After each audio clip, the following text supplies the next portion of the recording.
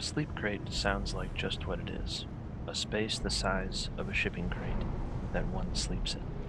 It's not what one would call a long-term domicile, but it's what Darian has had for at least 3 years.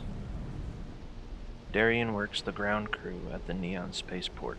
He arrived as a stowaway on a space freighter, and despite the overwhelming smell of fish and seafood, he fell in love with the tight-knit community. But after a while, he began to get restless. He tried to assuage the restlessness by adding decorations to his sleep crate, and even a dartboard as mindless entertainment. Neon could only provide seafood as both export and basal food source for the residents. Everything else had to be imported. Darian's position gave him the opportunity to barter for first pick of foodstuffs from merchants who flew in to trade. Going for the best fresh fruit and newest prepackaged foods lessened the chance he would miss out on those same items from local vendors once they went on sale. The public would swarm like locusts or lard ants to honey. Everything would be gone in a few days.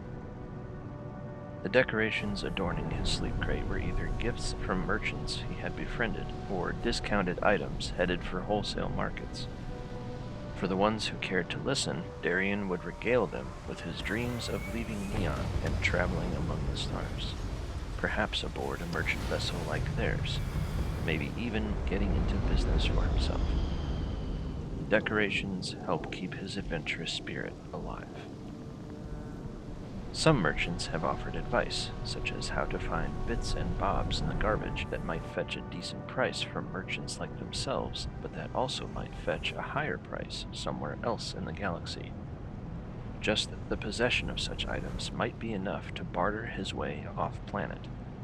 Those he keeps locked in a small safe. Other merchants have cautioned him to be armed anywhere he went in the galaxy, so he collects weapons, either scrapped or unused, and fixes them up to have when he needs them. He passes the time reading whatever books he can get his hands on that aren't the manuals he needs for his job.